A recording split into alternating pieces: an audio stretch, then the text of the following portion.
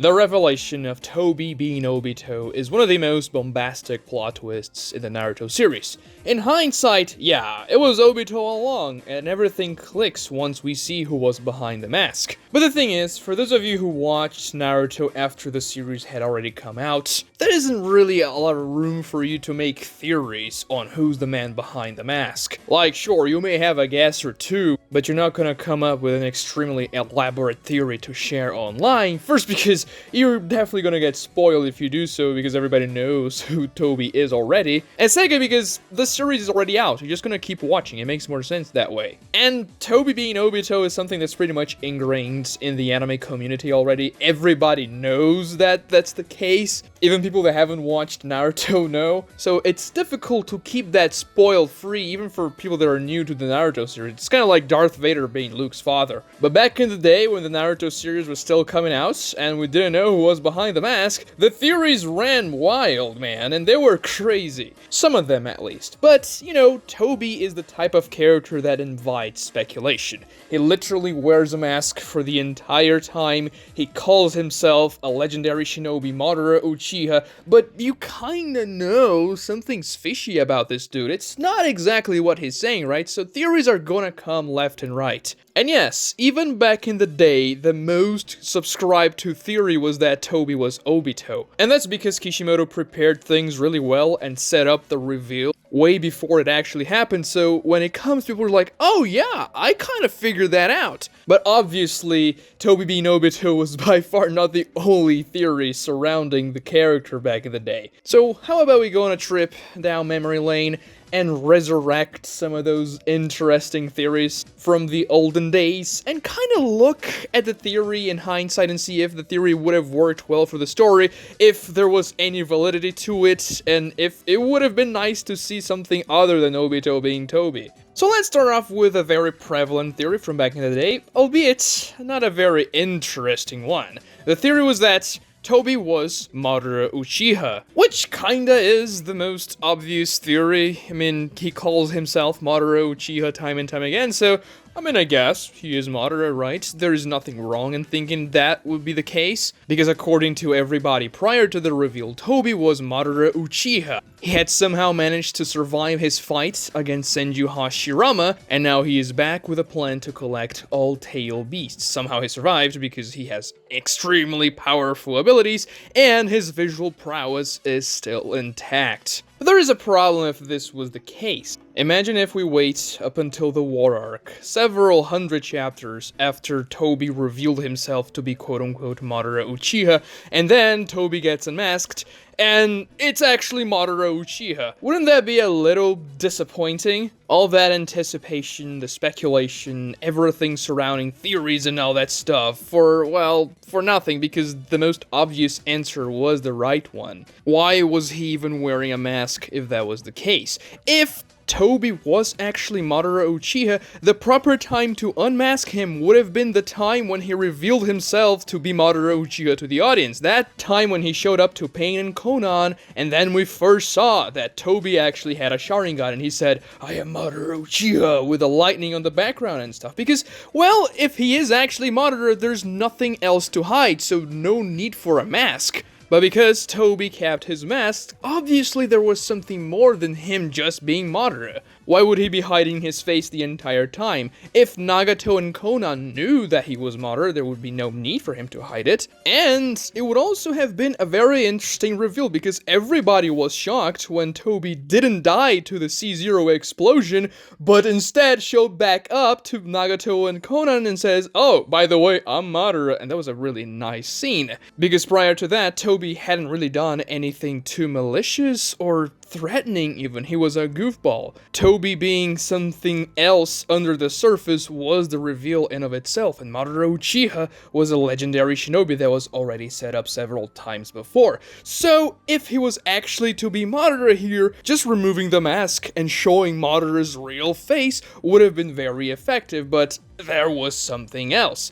And if Kishimoto waited several hundred chapters to show Madara's actual face behind the mask, then things would have been kind of weird, because, yeah, I mean, he said he was Madara 300 chapters ago. Why did you wait so long? So if he was to be Madara, he would have to reveal his face when he revealed his identity to Pain and Conan then. Otherwise, this wouldn't have worked, but it could have still been an interesting choice for the narrative. The second theory also involves Madara, but it actually involves Obito as well. It's kind of a merge between Madara and Obito being Tobi. And the theory said that Tobi was Madara Uchiha possessing Obito. Now, some branches of this theory said that Madara possessed Obito's corpse after he died being crushed by the rock. Other people said that Madara saved Obito and then possessed his body. But it all boils down to, it's actually Obito's body, but Madara is controlling it. His mind is possessing Obito and he's doing everything Madara would have done. Which, to be honest, is not that far from the truth, because Madara pretty much brainwashed Obito completely, and Obito is pretty much carrying out everything that Madara would have wanted, at least up until the ending of the arc, when Madara and Obito start to butt heads a little bit. But this theory says that Madara was actually possessing Obito for real and not just brainwashing him and making him do stuff for him, and that Madara was somehow still alive. Others even said that they were kind of two entities in a single body, akin to Harry Potter and Quirrell in Harry Potter and the Philosopher's Stone. And this is an interesting theory. It does have a very sinister vibe. Oh, Madara is actually controlling a guy that used to be a little kid and died in the battlefield or got really wounded in the battlefield. It's dark. But it wouldn't have worked so well with what Kishimoto was trying to do, because giving Obito real agency was important for his character and for Kakashi's character as well. Still, out of the wrong theories, this is the one that came the closest to being right. The next theory is that Tobi was Izuna, Madara's brother. This theory says that Izuna was trying to resurrect Madara, acting as Tobi because he wanted to bring his brother back so that they could reinstitute the Uchiha clan and dominate the world as they couldn't do it back in the day. And this theory is supported by the fact that Tobi knew a lot of stuff about Madara and Izuna was using his brother's name, telling everybody that he was Madara because his name would put much more fear in the hearts of everybody that was listening to him. Also because he wasn't as famous as his older brother, then using Madara's name would give him an edge when he's trying to intimidate people and stuff. I mean, Izuna wasn't exactly a famous shinobi. He died before the villages were formed,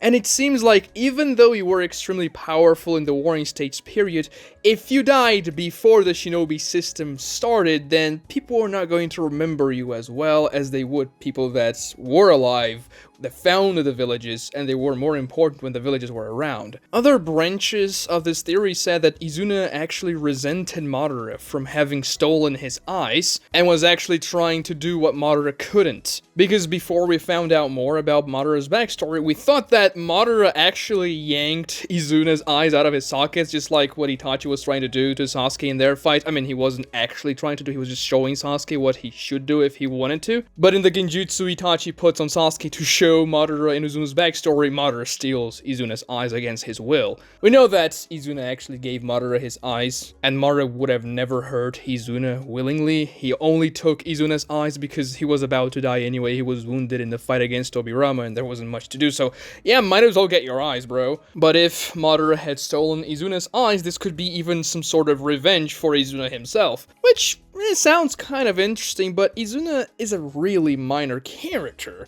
It would be a little bit underwhelming if he poses as Madara Uchiha, and when the reveal finally comes, he's actually Madara's younger brother. It's like, oh, you got the generic version, man. Sorry. Now, there would be interesting ways to incorporate this in the story. I do think that a missed opportunity in the Naruto series as a whole is the unexplored nature of Madara and Izuna's relationship. We never really see them interacting very long. It's just stated time and time again that Madara loved his brother and that he sacrificed himself for Madara, but we never actually see them bonding or doing much together. So it is wasted potential in the Naruto series, but this theory, I mean, I don't think it would have worked so well. The next theory is that Tobi was Shisui Uchiha. Shisui is one of the named Uchihas that is thrown around during the series. We never actually see Shisui, how he even looks like, up until late in Naruto Shippuden. But he had a lot to play into Itachi's backstory. He was the catalyst for Itachi's awakening of the Mangekyo Sharingan, and we knew he was powerful.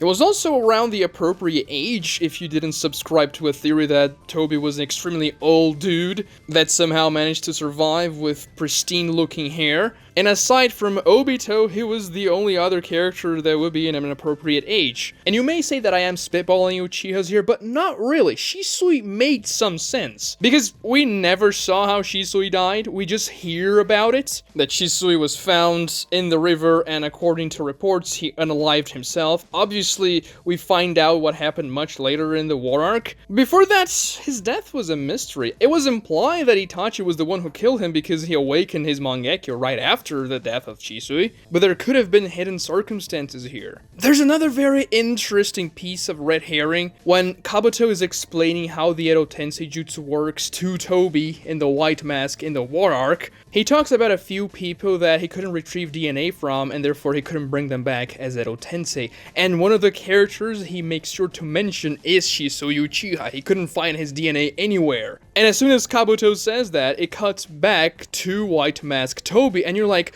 wait, hold on a minute. Is this some sort of foreshadowing? Did Kabuto not find any DNA from Shisui because Shisui is literally standing in front of him? And I have to say, the first time I read that, I was a little shocked. I was like, wait, is he actually Shisui? Would that make sense? And, I mean, there's nothing really stopping it from being true at the time that it was coming out. Shisui not being revived would make sense because, well, Shisui's alive. We knew that one of Shisui's eyes was with Danzo and was destroyed when Danzo sealed himself in the end of the fight against Sasuke. But at that point, we didn't know where his second eye was. We also knew that Shisui had Kodo Matsukami in that point of the story, and Danzo literally used that against Mifune. But when it came to his second eye, we didn't know what he had. I mean, it's another version of Kodo Matsukami, but as far as we knew, it could have been an ability to phase through stuff, the thing that Obito used during the entire series, which turned out to be another variation of Kamui.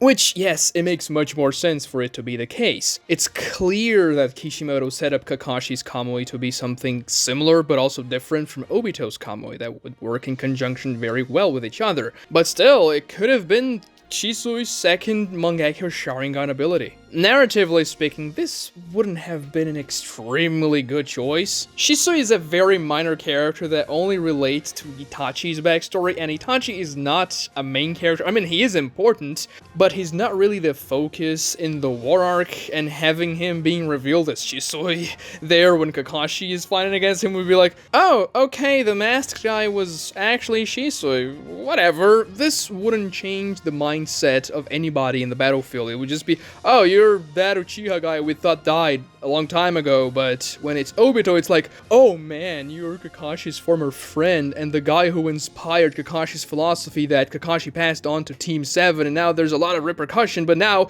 you became this terrible thing that's the complete antithesis of what you believed in the past. This is really crazy, but now it would be just like, oh, you're Shisui. Okay. So it's definitely a theory that would make sense if that was the case, but it wouldn't be good. Remember, there has to be a reason as to why you would try to hide the identity of a character so much. Sure, a revelation's shock value can be nice for the readers to be impressed by your crafty skills as a writer, and just to have a memorable moment in the series, but think about this. The most important thing is that characters actually thought they were fighting against Madara Uchiha and not Obito. Because those are two extremely different mindsets, especially when it comes to Kakashi. Everything changes for him once he knows the guy he was fighting against was his former friend and the man who inspired his entire life. So the reason has much more to do with the story in of itself than just the shock value, and Shisui would have just been shock value, and not very good shock value at that, because we never even saw Shisui on screen and be like, oh, okay, Shisui,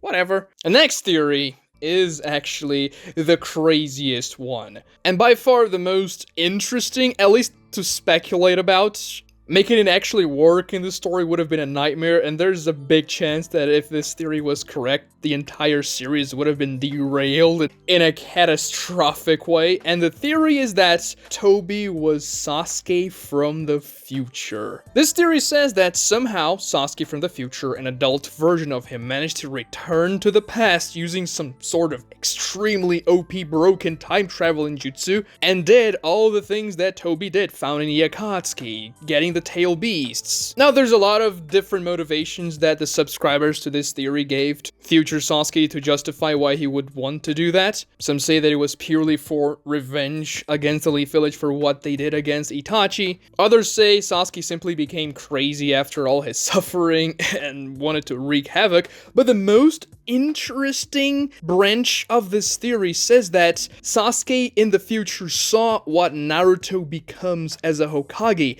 and Naruto becomes an evil Hokage that dominates the world, enslaving people, just being the worst possible leader, and an extremely OP character at that. So Sasuke has to go back in time, and he has to do all that stuff to make sure Naruto does not become the Hokage, which sounds actually really compelling to me. Obviously, this has nothing to do with the Naruto story. Naruto Uzumaki becoming an evil character is one of the stupidest arguments or even possibilities that people can come up with, because it's completely against what the Naruto story is trying to tell, but it is compelling, I have to say, and it would be a shocking plot twist. It would kinda be like how Eren was controlling every single action he took in the past through the paths and the coordinates. He was the one who sent the Titan to kill his mom, he was the one who told his dad to go and kill everybody and stuff like that. Of course, here Sasuke would physically return to the past and then guide other people's actions through actually being there and manipulating things behind the scenes. And what actually reinforces this theory is that Tobi takes Sasuke under his wing after he defeats Itachi, Itachi dies. And then he guides Sasuke throughout until almost the end of the series. He's the one who tells Sasuke about the entire truth, the Leaf Village massacre of the Uchiha clan, how Itachi had to kill his people against his will, and how the Leaf Village manipulated everything against Itachi. Then Tobi sends Sasuke to fight against the Eight Tails because capturing the Tail Beasts is important for Sasuke's plan here. He also sends Sasuke to the 5 Kage Summits to further progress his Mangekyo Sharingan development, and he even implants Itachi's Mangekyo Sharingan on Sasuke himself, so that Sasuke would awaken the EMS. So it would be like, I'm giving myself powers, you know? But this theory actually went further when it came to the theory that Naruto was evil, because it says that Sasuke went back to the past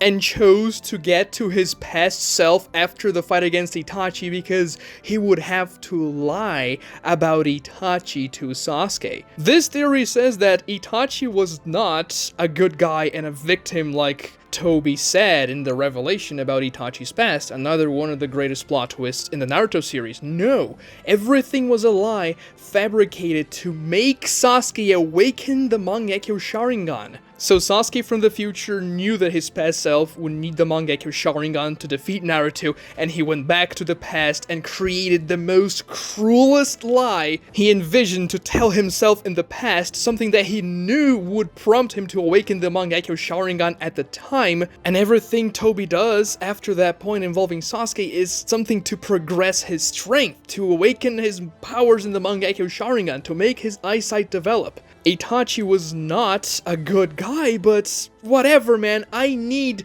my past self to become more powerful through this pain, because in the timeline future Sasuke came from, he comes back to the Leaf Village after he defeats Itachi, doesn't awaken his Mangekyo Sharingan immediately, and just sees things unfolding. He helps the Leaf Village win the war against the Akatsuki, and Naruto becomes a cruel Hokage that is a complete and utter tyrant because he saw Hinata dying in the war in front of his eyes. Sasuke confronts Naruto, but he cannot beat Naruto. He awakens the Mangekyo Sharingan too late, and the ability he awakens in this timeline is to go back to the past. So that's what he does. He sees a future that cannot be fixed, and the only way to do so is by fixing the past. Now, this is a very convoluted theory, And it is kinda cool, but it would have completely destroyed the Naruto series. It's an interesting premise for fanfiction or a what-if scenario, but nothing more than that. Not only because time travel tends to ruin every story it's introduced into, unless the story already revolves around time travel from its premise,